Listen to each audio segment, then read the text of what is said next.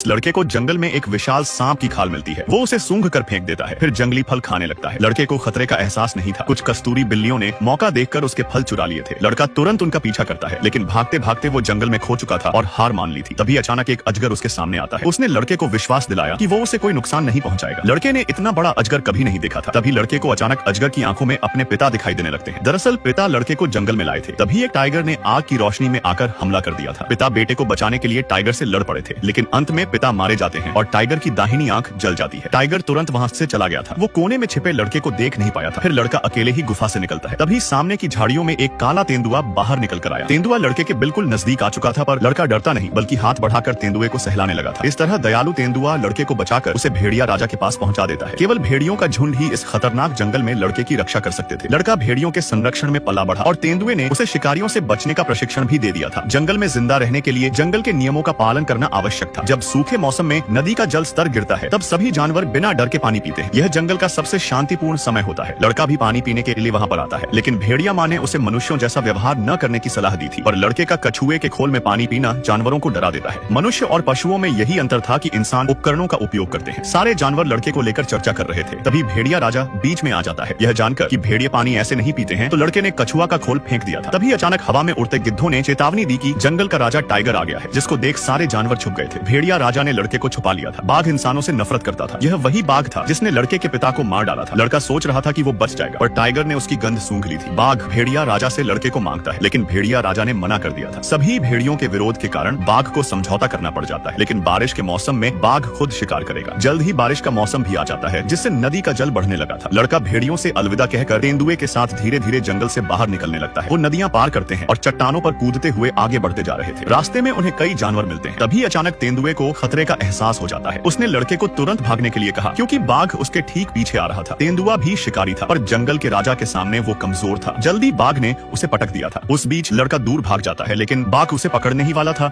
कि तभी अचानक भैंसों का झुंड आकर बाघ को फेंक देते हैं। लड़का भी खाई में उतरकर छिप गया था। बाघ और लड़के के बीच भैंसों का झुंड था। तभी लड़के ने भैंस का सींग पकड़ा और उनके साथ दूर चला गया था, जिसके बाद बाघ अपना सारा गुस्सा भेड़ियों पर निकालने लगता है। भेड़ियों ने सोचा कि लड़का जा चुका है, इसलिए अब कोई लड़ाई नहीं होगी, लेकिन तभी बाघ धोखे से भेड़िया राजा को मारकर चट्टान से नीचे फेंक देता है और झुंड पर कब्जा कर लेता है। इधर भैंसे पर बैठा लड़का बारिश में भीग रहा था और जैसे ही पहाड़ की मिट्टी बहने लगी, तभी भैंसे घबरा गई थी। लड़का तेज बहती हुई नदी में कूदता है और एक बड़े से पेड़ के तने को पकड़ लेता है, जिसकी मदद से तैरता हुआ वो जमीन पर आज पहुंचा था, जहां उसकी मुलाकात एक विशालकाय अजगर से होती है। यह विशाल अजगर एक छोटे लड़के को निगलने जा रहा था, पर तभी अचानक एक बड़ा भालू आता है और अजगर से लड़कर लड़के की जान बचा लेता है। जब लड़का उठा तो वो भालू की गुफा में था। भालू ने लड़के को एक मकसद से बचाया था, क्योंकि लड़का एक इंसान था और वो औजारों को अच्छी तरह इस्तेमाल कर सकता था। दरअसल भुक्कड़ भालू को शहद खाना बहुत पसंद था, लेकिन शहद का छत्ता चट्टान की ऊंचाई पर था, इसीलिए उसे लड़के की जरूरत थी। भालू की मदद चुकाने के लिए लड़के ने पेड़ से बेले काटकर उनकी रस्सी बना ली थी। वो रस्सी से छत्ते तक पहुंच गया था, लेकिन शहद का छत्ता बड़ा और काफी कठोर था, जिससे लड़के की छड़ी नीचे गिर जाती है। मजबूर होकर लड़का जोर से छत्ते को लात मारने लग जाता है, जिससे छत्ता टूटकर नीचे गिर गया था। शहद को देखते ही बड़ा भालू तुरंत छत्ते पर टूट पड़ता है। उसने शहद में लिपटे सुअर को भी चाटकर सारा शहद साफ कर दिया था, जिसके बाद से भालू लड़के की रक्षा करता है और लड़का भालू के लिए शहद इकट्ठा करता रहता है। लड़के ने छत्ते को काटने के लिए कई औजार भी बना लिए थे। कुछ दिनों के अंदर ही दोनों अच्छे दोस्त बन चुके थे। एक दिन जब दोनों पानी में खेल रहे थे, तभी झाड़ियों के पीछे हलचल होती है, लेकिन झाड़ियों के पीछे बाघ नहीं बल्कि तेंदुआ था, जो लड़के का दोस्त था। तेंदुए को देख लड़का बहुत खुश हो जाता है। वो तेंदुए को अपने औजार दिखाता है, पर तेंदुआ खुश नहीं था। वो लड़के को जंगल में दखल देने के लिए डांटता है और अगली सुबह उसे अपने साथ मानव समाज में लौटने को कहता है। रात के समय अचानक गुफा के बाहर हाथियों के चीखने की आवाज सुनाई देती है। लड़का तुरंत बाहर निकलता है और देखता है कि हाथियों का झुंड एक गड्ढे के चारों ओर खड़ा था। दरअसल एक हाथी का बच्चा गलती से गड्ढे में गिर गया था। लड़का अपनी रस्सी लेता है और हाथियों की मदद से बच्चे को बाहर खींच लिया जाता है। यह देख तेंदुए ने सोचा कि शायद लड़का जंगल के लिए बुरा नहीं है। बड़ा भालू पैंथर को लड़के को छोड़ने के लिए मनाता है, लेकिन जंगल का राजा बाघ उसे मारना चाहता था। यहाँ तक कि अब भेड़िए भी बाघ के कंट्रोल में थे, इसलिए भालू गहराई से स्थिति को सोचता है और लड़के की सुरक्षा के लिए उसने कुछ ऐसी बुरी बातें कही ताकि लड़का जंगल को छोड़कर वापस मानव समाज में जाने के लिए मजबूर हो जाए। लड़का गुस्से में जाकर पेड़ पर बैठ जाता है, पर तभी अचानक शरारती बंदरों के एक झुंड ने आकर लड़के को उठा लिया था। पैंथर और भालू तुरंत उसे बचाने के लिए भागते हैं और अब बहुत देर हो चुकी थी। बंदर लड़के को पहाड़ पर लेकर चढ़ गए थे, जहाँ पैंथर और भालू देखने के सिवा कुछ नहीं कर सकते थे। लड़के को पहाड़ की चोटी पर फेंक दिया जाता है। लड़के ने कभी नहीं सोचा था कि इन सुनसान पहाड़ों पर मनुष्यों का बनाया हुआ वीरान महल होगा। बंदरों का झुंड लड़के को अपने मालिक के पास लेकर जाते हैं, जिसका आकार बहुत बड़ा था। यह विशाल चेहरे वाला जंगल का बंदर राजा था, जो बंदर समूह का मालिक था। उसका पद सर्वोच्च था। उसके पास सब कुछ था, पर वो आग पर नियंत्रण पाने के लिए छोटे लड़के से आग बनाना सिखाने को कहता है, क्योंकि आग से वो सबको डराकर जंगल पर राज करना चाहता था। यहाँ तक कि बाघ राजा को भी उसके सामने झुकना पड़ जाएगा, लेकिन लड़का आग बनाना नहीं जानता था, क्योंकि बचपन बचपन से ही उसे भेड़ियों ने पाला था। बंदर राजा को लगा कि लड़का झूठ बोल रहा है, इसलिए वो गुस्से में उस पर चिल्लाने लगता है। तभी अचानक भालू बंदर राजा के खंडहर में आ जाता है। भालू लड़के का दोस्त था। तभी तेंदुआ भी चुपचाप लड़के को बचाने आ गया था, लेकिन बंदर राजा बंदरों को भालू को पकड़ने का आदेश देता है। भालू ने सबका ध्यान खींच लिया था, जिससे मौके पर ही तेंदुआ लड़के को लेकर भागने लग जाता है। पर तभी एक बंदर की नजर उन पर पड़ गई थी। वो जोर से चिल्लाकर बंदर राजा को इशारा करता है। लड़का और तेंदुआ तेजी से भाग रहे थे। तभी बंदर राजा भी उठकर उनके पीछे दौड़ने लगता है। बंदरों के पूरे झुंड ने भालू और तेंदुए पर हमला कर दिया था, लेकिन वो दोनों भी बहुत बहादुर थे। फिर बंदर राजा गुस्से में चिल्लाकर खुद ही लड़के का पीछा करने लगता है। लड़का भेड़िया राजा का नाम लेकर बंदर राजा को डरा रहा था, लेकिन बंदर कहता है कि भेड़िया राजा मर चुका है। यह सुनते ही लड़का टूट जाता है और भागने लगता है। बंदर राजा महल को तोड़ते हुए लड़के के पीछे पड़ा हुआ था। उसने महल के सारे खंभे तोड़ दिए थे। तभी लड़का पहली मंजिल से छलांग लगाकर पेड़ पर कूद जाता है और उसे पकड़ने के लिए बंदर राजा ने पूरी इमारत तोड़ दी थी, जिस कारण पूरा महल ढह जाता है और बंदर राजा उसके नीचे दब गया था। लड़के ने तेंदुए से भेड़िया राजा की मौत के बारे में पूछा। तेंदुआ जानता था, पर उसने लड़के से यह बात छुपाकर रखी थी, जिससे लड़का गुस्से में भागकर इंसानों की बस्ती में जाता है। उसने गांव से मशाल चुरा ली थी। वो आग से बाघ राजा को हराना चाहता था, लेकिन जब लड़का मशाल लेकर भाग रहा था तो चिंगारियां नीचे गिरती जा रही थी, जिससे डरकर सारे जानवर तालाब की ओर भागते हैं। तभी लड़का भी मशाल लेकर जानवरों के बीच पहुंच गया था, लेकिन आग को देखकर बाघ राजा डरता नहीं, बल्कि वो लड़के को पीछे देखने को कह रहा था। लड़के की वजह से पूरे जंगल में भीषण आग लग चुकी थी। बाघ एक तरफ जानवरों के बचाव की बातें कर रहा था